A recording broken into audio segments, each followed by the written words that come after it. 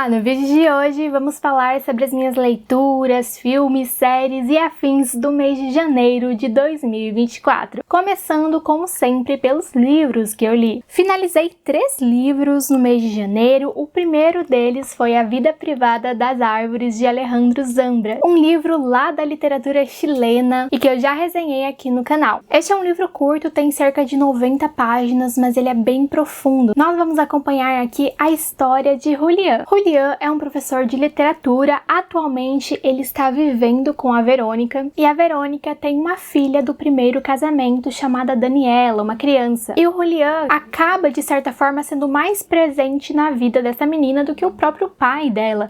Tanto que no momento em que a história se inicia, ele está tomando conta dela enquanto a mãe dela está em uma aula. Só que vai dando aquele tempo da mãe dela, a esposa do Julián, voltar e ela não retorna. E aí, durante esse tempo de espera, ele vai pensando, vai refletindo sobre toda a sua trajetória, toda a sua história até lá, suas dificuldades, as suas controvérsias. E também vai pensando no futuro. E se a Verônica não voltar? Como será a sua vida? Como será a da Daniela? Então ele é um personagem muito ansioso, e essa história vai trazer o tempo todo esse pulo de presente para passado, de passado para futuro e assim por diante. É uma leitura muito fluida, muito rápida, muito tranquila, e eu achei interessantíssima para conhecer um pouco mais da literatura do Chile, que é aqui tão próxima de nós, porém acaba não sendo tão lida assim. Inclusive, no mês de janeiro, eu fui viajar para o Chile e em breve trarei um vlog da viagem aqui para vocês. Eu também terminei de ler neste mês o livro Northanger Abbey, da Jane Austen. Gostei muito deste livro.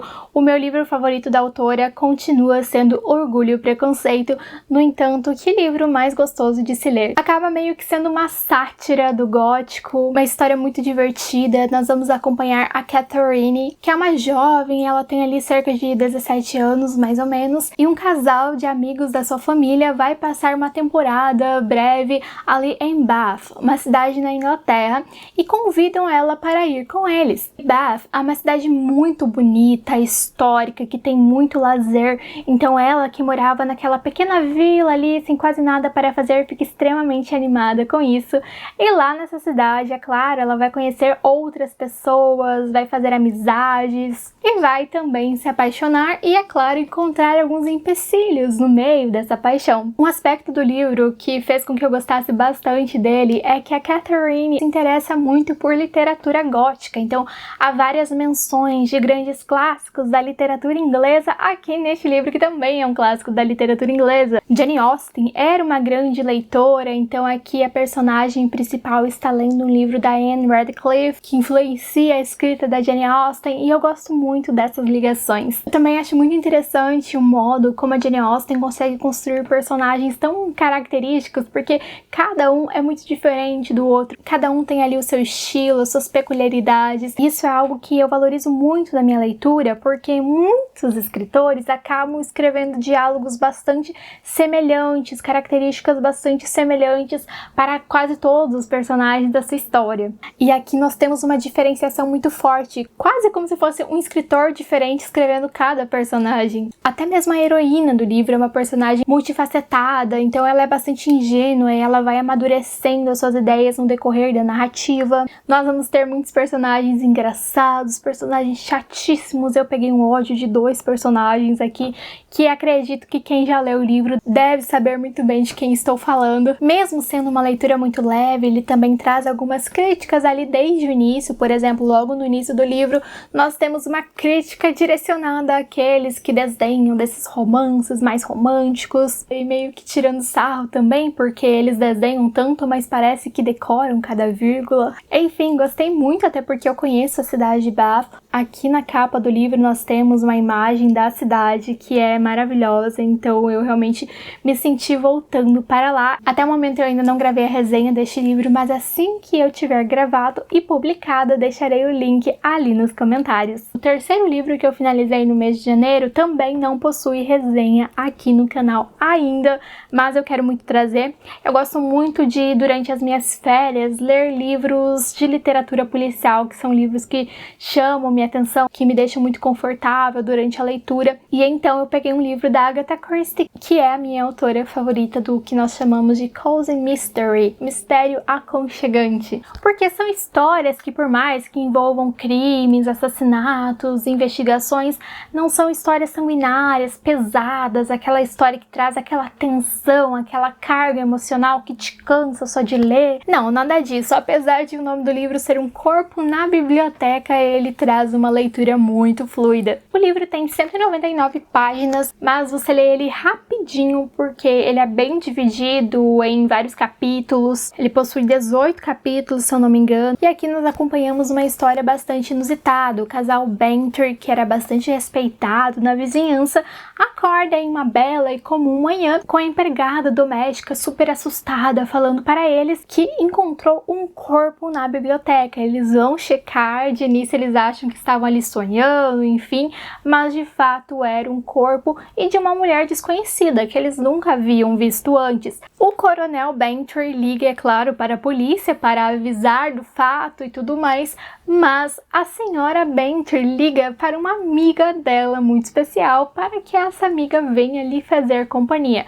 E essa amiga é ninguém mais, ninguém menos que a Miss Marple, que quem conhece aí a Agatha Christie, quem já é leitor de seus livros, sabe muito bem que é uma detetive amadora. Amadora porque ela não trabalha com isso, mas na verdade ela é muito boa nisso, mesmo não trabalhando na área. A Miss Marple é uma senhorinha, então muitas pessoas nas histórias em que ela aparece, porque ela não aparece somente aqui, aparecem outras várias histórias da Agatha Christie, costumam dar muita credibilidade dela devido à sua aparência. No entanto, essas pessoas são sempre surpreendidas porque ela resolve o mistério antes de todo mundo. A Miss Marple tem um método muito particular de investigar, de resolver os casos. Ela basicamente vive em uma pequena aldeia, mas nessa aldeia ela conhece muito bem cada pessoa. E cada pessoa tem suas características, sua personalidade e também tendências a fazer determinadas coisas ou a não fazer. Então, com base nessa análise profunda que ela faz das pessoas que ela conhece nessa aldeia, ela separa as outras pessoas do mundo em grupos e as analisa a partir de tudo isso. E dá super certo aqui nas histórias, pelo menos. E já quero muito ver o filme baseado no livro, que tem como Miss Marple a Joan Hickson, que na minha cabeça é a atriz que mais se encaixa com essa personagem. E por fim, eu peguei um livro que eu tenho aqui na minha estante há muito tempo, que é o Contos Norte-Americanos, está bem velhinho, e ele conta com vários contistas clássicos. E aí, eu gostaria de ler pelo menos um conto desse livro por mês para ver se neste ano eu finalizo ele. E eu comecei lendo o último conto, que é um conto do John Steinbeck. E ele se chama A Armadura. É um conto que tem cerca de 15 páginas, mas é muito interessante para pensar principalmente